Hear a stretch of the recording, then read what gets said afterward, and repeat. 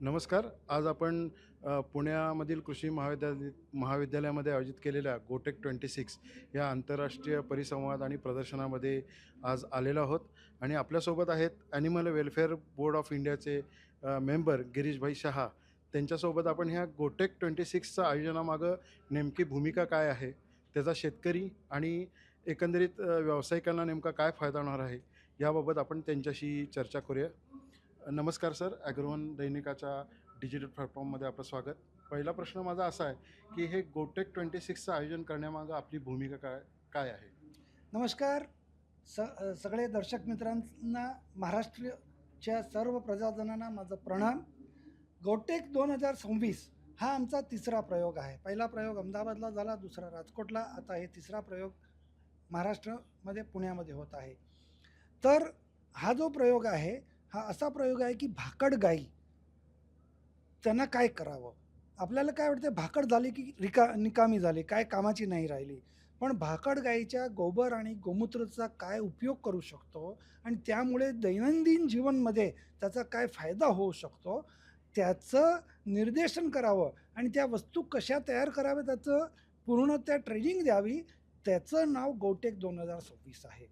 300पेक्षा अधिक स्टॉल आहेत इकडं आणि त्या स्टॉलमध्ये विविध वस्तू, जसे गोबरून बनणारे साबण, शॅम्पूपासून आपल्याला बसायचं जे सीट कवर असतं ते सगळंच गोबरमधून बनवावं, असे 300पेक्षा अधिक प्रोडक्ट. महत्त्वाची वस्तू काय आहे की भाकड झाली की गाय रस्त्यावर येते, ॲक्सिडेंट होतात, कुणाच्या शेतात घुसते. तर हे भाकड गायींना कसं उपयोगी करावं. दुनियामध्ये काही वस्तू दुरुपयोगी अनुपयोगी नाही आहे, पण आपण त्याचा योग्य उपयोग करू शकत नाही. तो योग्य उपयोग कसा करावा ते शिकवायचं शिक्षातंत्र म्हणजे गोटेक 2026. आता राज्यामध्ये गोशाळांचा जवळपास 1000 एक गोशाळा महाराष्ट्रात आहेत. काही जवळपास 600-700 गोशाळा महाराष्ट्र गोसेवा आयोगाकडे नोंदणीकृत झाल्या आहेत आणि त्या गोशाळांच्या एकत्रीकरणातून एक वेगळी दिशा मिळते. तर गोशाळा स्वयंपूर्ण होण्यासाठी आपण गोटेकच्या माध्यमातून काय सुचवणार आहात, की जेणेकरून यातनं एक ग्रामीण रोजगार निर्मिती असेल किंवा रुरल इकॉनॉमी आपण जो म्हणतो, सर्क्युलर इकॉनॉमी, त्याला चालना मिळेल. आपलं ह्याबाबत मत काय आहे? 1015 गौशाळा आहेत महाराष्ट्रात. 900च्या अधिक गौशाळा तर गोसेवा आयोगमध्ये रजिस्टर्ड झालेत. त्यापैकी 300 गौशाळांना सरकारचं जे अनुदान मिळायचं ते मागच्या आठवड्यात 5 महिन्याचं मिळालं, कुणाला 2 महिन्याचं, 1 महिन्याचं पण मिळालं आहे. 1-2.5 वर्ष झाली गोसेवा आयोगला होऊन आणि त्यांनी हे एक सूत्रात बांधायचं सुंदर काम केलं आहे. पण महाराष्ट्रात 44,000 गाव आहेत. प्रत्येक गावात गौशाळा पाहिजे, कारण की प्रत्येक गावात हा प्रश्न आहे भाकड गाईचा, पशूंचा, म्हणजे बैल असू दे, वासरे असू दे. तर त्या प्रश्नाला सॉल्व करायचं तर कुठं कलेक्टिव्ह करायपेक्षा प्रत्येक गावामध्ये सरकारने गायरान जे असतं त्या गायरांच्या साईडला एक 10 एकर 5 एकरमध्ये गोठा वगैरे तयार केलं तर गावात जे आवारा बेसहारा फिरणारी जी पशुधन आहे त्या पशुधनला एक सिक्युरिटी मिळेल.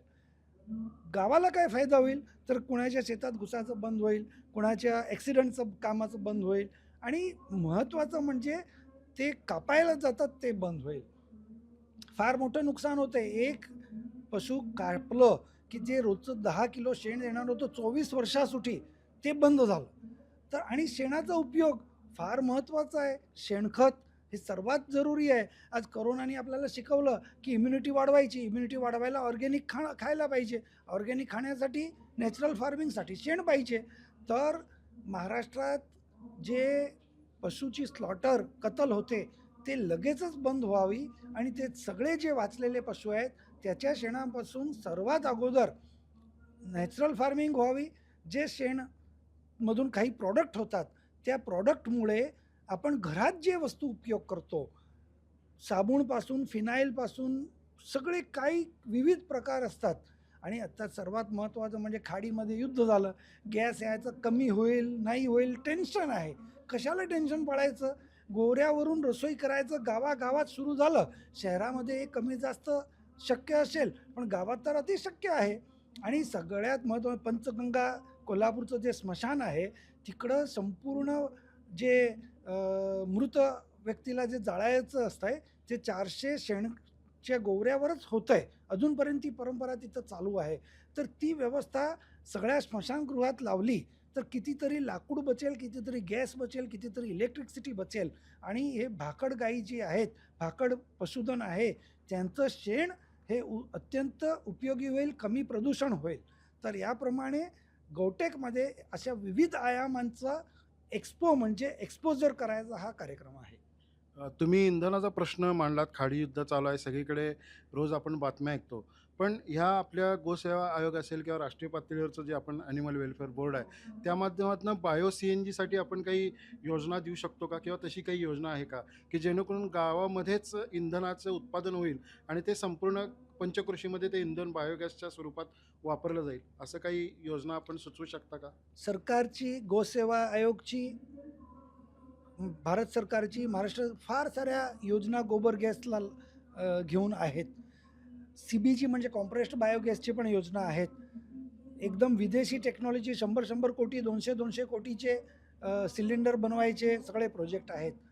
पण एवढं त्रास घ्यायचं काही काम नाही आहे. गोबर गॅस बनवायसाठी शेण आणा, मग त्याच्यात पाणी, स्लरी, ते गोल गोल फिरवा, त्याचं गॅस झालं की गॅस काढा, त्याला CBG करा. फार लांब प्रोसेस आहे साहेब. आणि त्याची स्लरी काढून परत त्याला वाळवा, वाळून त्याचे ग्रॅन्युल्स बनवा. म्हणजे एवढं लांब लचक काय करायचं?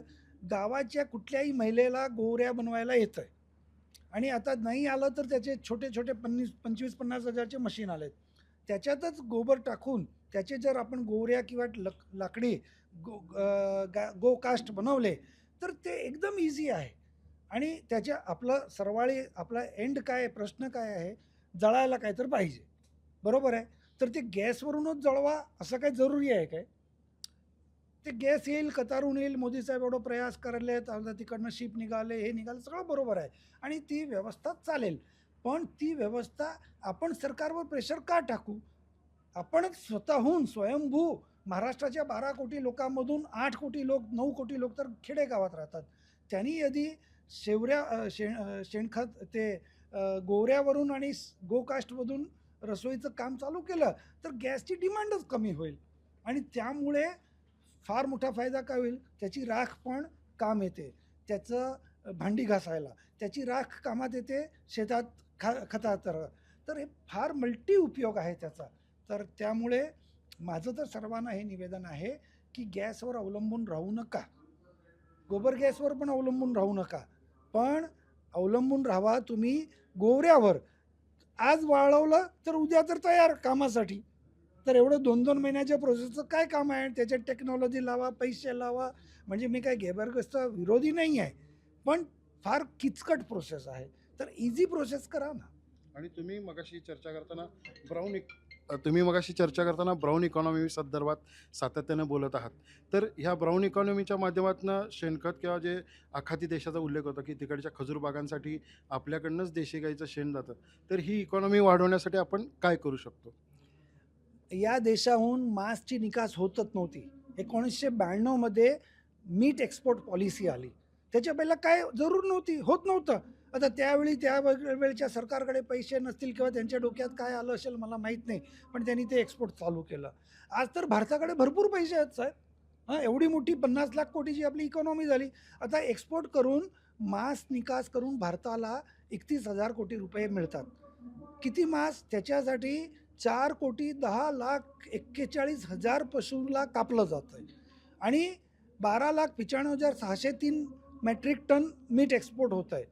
हे एवढं मोठं करण्यापेक्षा ते 4,10,00,000 41.41 मिलियन ॲनिमल्स स्लॉटर नाही केले तर त्याचं रोजचं 5 किलो गोबर कलेक्ट केलं तर किती गोबर होईल? 75.6 मिलियन टन. त्यातलं 10% एक्सपोर्ट केलं ना साहेब तर 1,51,000 कोटी रुपये भारतला मिळू शकतात. तर भारताची पूर्ण इकॉनॉमी ट्रान्सफर होऊ शकते. कशाला मारून त्याची हाय घ्यायची पशुची? मारल्याशिवाय जर भारताला पैसे मिळत असेल आणि जर खाडीच्या देशांना माहीत आहे की भारताच्या देशी गायचं गोबर टाकून ऑर्गॅनिक प्रॉडक्ट खजूर करून 1,000ची खजूर 4,000ला विकू शकते, तर आम्ही का खुळे आहोत? 2,00,000 कोटी रुपयाचं आम्ही केमिकल फर्टिलायझर सबसिडी देतो भारत सरकार आणि 50,000 कोटी रुपये देतो पेस्टिसाईडला. बंद करा ते. त्याच्याऐवजी गोबर आणि गोमूत्र वापरा शेतात, तर शेत पण खराब नाही होणार. Are we borrowing future by spoiling present? हम क्या कर रहे? आम्ही काय करायला लागलोय? आमचं फ्युचर खराब करायला लागलो, आमच्या फ्युचर पिढीसाठी आम्ही जमीन खतम करायला लागलोय. तर माझं हे म्हणणं आहे की आयदर तुम्ही 2 लाख कोटी रुपये केमिकल फर्टिलायझरला देता, तर 2 लाख कोटी रुपये गोबरची सबसिडी द्या आणि गोबर शेतात शेतात वापरू द्या. नाहीतर ते पण बंद करा. ट्रॅक्टरला सबसिडी देता तर बैलगाडीला सबसिडी द्या. देता तर दोघांना द्या, एकाला देता एकाला नाही, हे काय प्रकार आहे? हां. आणि अजून एक महत्त्वाचा प्रश्न की देशी गोवंश आणि जे हे आहे शेतकरी पारंपरिक पद्धतीने बाजारपेठेत जाऊन आपले पशुधन विकतो किंवा ट्रान्झॅक्शन होतं त्यांच्यामध्ये.